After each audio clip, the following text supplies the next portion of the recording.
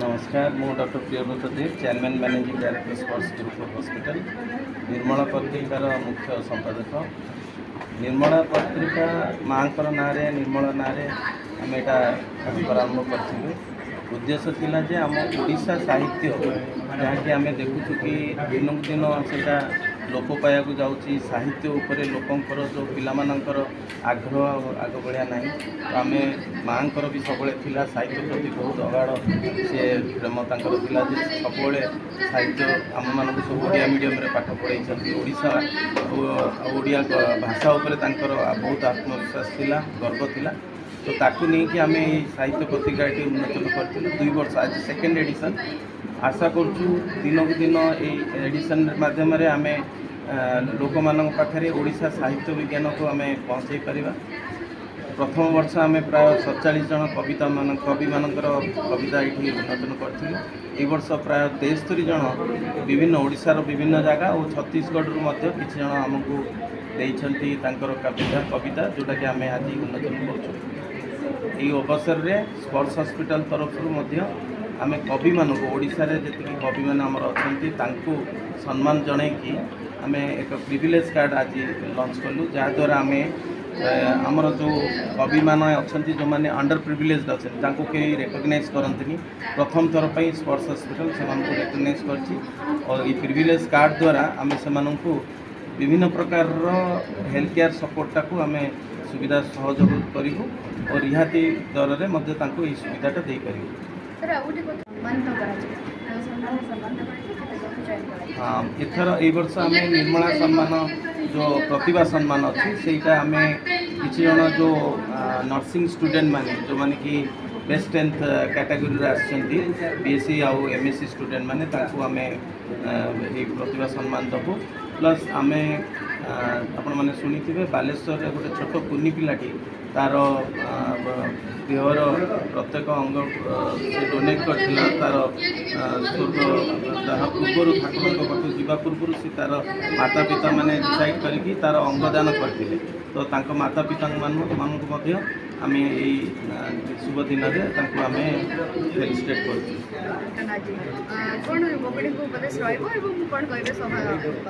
निर्मला साहित्य पत्रिका युवपीढ़ी मानक उच्चकोटीर प्रबंध गुड़िक स्थानित होती जो गुड़ाक ऑनर्स और पीजी पिलांई साहाय्य करिया अध्यापक मानक रेफरेन्सर कार्य आसो। आमर निर्मला साहित्य पत्रिका आर भविष्य ये उज्जवल करुँच जे गत वर्ष जो 40-42 जन कवि प्राबंधिक गाल्पिक लेखा जाइए ए वर्ष ताहा 70 की वृद्धि पाई। उच्चकोटीर लेखागुड़िक प्रकाश पाइबा संगे संगे आम चेष्टा करूँ सरस सुंदर और रुद्धिमत करने। एथरे युवपीढ़ी मानक जो वार्ता जाइए उच्चकोटीर गल्प केमती लिखी हम, उच्चकोटीर प्राबंधिक केमती लिखी हम, प्रबंध केमती लिखी हम एवं से प्रबंध गुड़िक पाठ पढ़ा केमती साहाय्य करिवो से प्रबंध गुड़िक स्थानित कराई।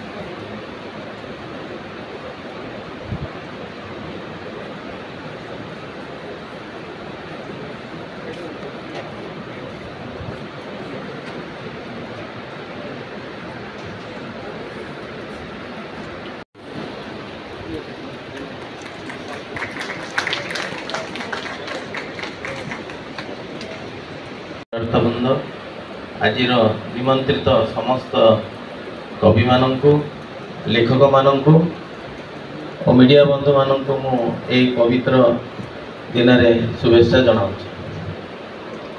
आज दिनटी आम समस्त एक स्मरणीय दिवस। आज 17 तारीख जून यही दिन यही समय आमे आमर प्रियर मामा को हराइलु। तार स्मरण आम मन में सबुदिन रही। तारी स्मरण रे निर्मला पत्रिका आमे उन्मोचन करूँ भाविलु। 2 वर्ष एटा सेकेंड एडिशन। तार यहाँ तृतीय जन्म मृत्यु वर्ष यहाँ सेकेंड एडिशन निर्मलार। मौसा जमी कहले कि आमे प्रथम थर रिक्वेस्ट करूँ बहुत ओडिशार विभिन्न जगार कवि माने आमको सपोर्ट करथिले। प्राय 47टी आमे कविता पाइथिलु किंतु एई वर्ष 70+ हेगला। आमे भाबुथलु केमती ताको अकोमोडेट करिवु कविता रे किंतु परे डिसीजन हैला जे आमे समस्तंकर जेते जण कवि देइचंती समस्तंकर काव्य को आमे एठी उन्मोचन करिवु। बहुत खुशी विषय जे निर्मला पत्रिका को विगत 2 वर्ष मध्य लोक मैंने आदृत करचंती। उन्मोचन करूँ कि जहाँ आम प्रचार प्रसार करुचु ता द्वारा बहुत किसी आम समाज को इनफॉरमेशन जीव। साहित्य भाषा जोटा कि आम देखुचु दिनकू दिन लोप होटा आम गुरुत्व दौचु जे आम जदि आमर कवि मानू फेलिस्टेट करवानी तांकु जदि आम सम्मान दबानी ताले साहित्य भाषाटा केमती आमर यही समाज रे गढ़ी उठिबो कि बजाई रहिबो तार जो मान्यता। लास्ट ईयर आमे मुई मंच रे कहिथिली जे आमे कवि मानू आम हॉस्पिटल तरफ फेलिसिटेशन करूँ तांको मान्यता दबू। तांको पई आमे गोटे प्रिविलेज कार्ड आमे प्लान करथिलु कि आमे करिवु जोटा कि एई वर्ष आमे सेटा को उन्मोचन करचु। स्पर्शर प्रिविलेज कार्ड एटा समस्त कवि मानक आमे जो मानकर नाम रेजिस्ट्रेशन होती आज से आमे एटा दबू। ए प्रिविलेज कार्ड रे आमे बहुत गुड़े प्रोविजन्स रखीचु जोटा रखीचु जमती कि आमे OPD services health care services रे 50 ରୁ 70% रिहाती अच्छी कवि मानकर ए प्रिविलेज कार्ड द्वारा। हेल्थ चेकअप जो पैकेज सब रही से 30 ରୁ 40% रिहाती बेनिफिट्स रोची। Free home collection of blood, home collection, home delivery of medicines. Bhubaneswar और कटक ये 2टी अंचल एमरजेंसी एम्बुलेंस सर्विस फ्री रही। ता व्यतीत आमर गोटे जेरियाक सर्विस सपोर्ट सिस्टम अच्छी जोटी कि आमे एमरजेंसी रे जाई घरे डॉक्टर माने पैरामेडिक्स माने कौन प्रकार भी एमरजेंसी सर्विस से देकी आसीपारे। आपण मानक आम हॉस्पिटल को कि कौन हॉस्पिटल को जीवा दरकार नहीं से सर्विस भी तांको घरे सेटा देई हबो। ता व्यतीत आमर स्पर्शर रिटेल फार्मेसी चेन प्राय ओडिशा रे प्राय 7टा ରୁ 8टा जगह आमर फार्मेसी चेन ओपन होती। जेकोसी जगार लोक मैंने आम फार्मेसी चेन रू रिहाती दर रे फार्मेसी रो मेडिसिन किनी परिबे। ता व्यतीत बहुत अन्य गुड़े बहुत बेनिफिट्स आम रखीचु पेसेंट मानू। आईपीडी रे पेसेंट एडमिट हेले से मानू बेनिफिट रहिबो प्लस प्रिविलेज रहिबो सब बेले एडमिशन रो प्रिविलेज रहिबो। तो मु भाबुची आमर ओडिशा रे प्रथम थर करी कोनोसी हॉस्पिटल आम कवि मानक पई एई सुविधाटी रखी। आ निश्चित एटा गोटे आदृत हम समस्ते आमको साहाय्य सपोर्ट करेंगे जे आम यही सेवाटा को केमती भलरे समस्त पाखे पहुँचे पारू। मु बेसी समय नेबिनी आज अन्य शुभ करैचंती।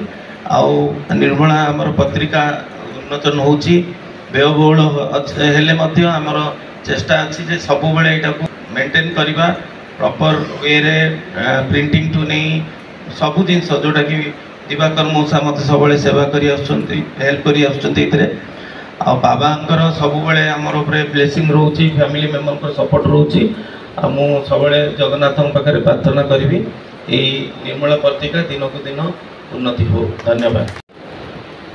आज जो महिषी स्नेहमयी परोपकार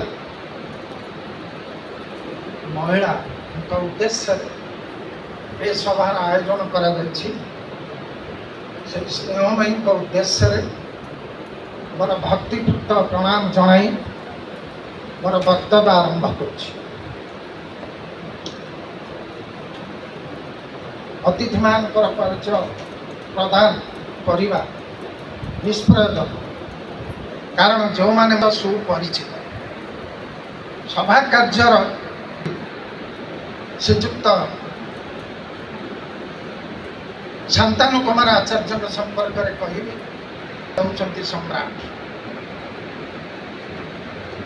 रसायन विज्ञान रे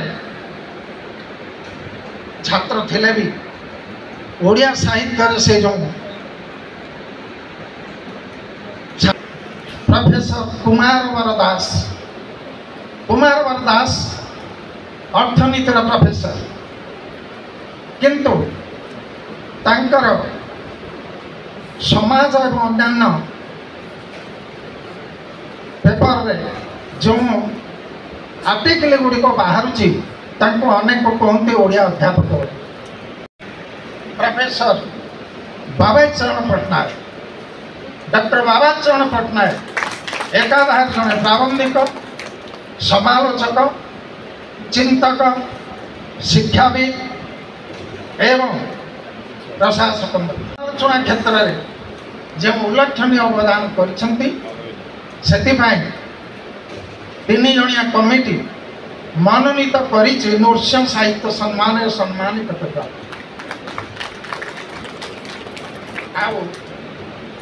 आज सभार मुख्य पुरोधा नृसिंह चरण धीर मोर अग्रज प्रतिनिधि सबुबले युवक बोली निजक भावती 82 वर्ष पदार्पण कर नृसिंह चरण धीर एवं भी चलचंचल केत से बसवा देखनी मुझे कहे भाई कहीं एमती जाऊँ ना खाली बसिक गोड़ा बही लिखुच आउ सभा समिति आटेड कर बाकी एकुटिया अच्छी तुम सागे कर तुम प्रशासनिक ये अच्छी दक्षता अच्छी तुम ये कर दि डाक्टर प्रियव्रत धीर स्पर्श एवं कंटावाड़ा हॉस्पिटल दुईटी हॉस्पिटल से होती परिचालक चिंता कर 47-88 वर्ष जन युवक 600 लोक निर्विकार भाव काम चलते रागिर ना विरक्त ना सत्यपरि मन हुए स्थित प्रज्ञ व्यक्तित्व एवं अन्न धारा बापा मो माँ परी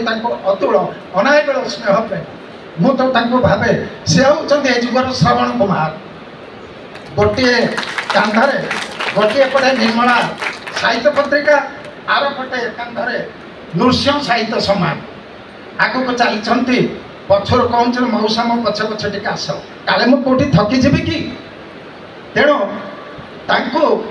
मो ए अवसर अभिनंदन पत्रिकाटी साहित्य एक उन्नत चिंता और चेतना को परिप्रकाशित करुच्ची एवं तार स्थिति और गति को एक सुंदर भाव रे समस्त सामने उपस्थापित मुनि कटे प्राण सखात तुम्हें बड़सिना आकाश ऊर्धरे मुहृदय प्रेम सखात तुम्हें बड़सिना तुम महिमारे मो प्रेम रे तुम्हें राजा है रूपा सुना नुहे मनर भक्ति रे करे मु तुमर पूजा हे विश्व नियंता सब नैराश्य तुम्हें ही आशार ज्योति सत्य अमृतर अनुभव जगतर सकल जीवन का चिंता और चेतन तुम नाम को उच्चारण करी तुम दिव्य स्वरूप दर्शन करी जन्म जन्मर पाप।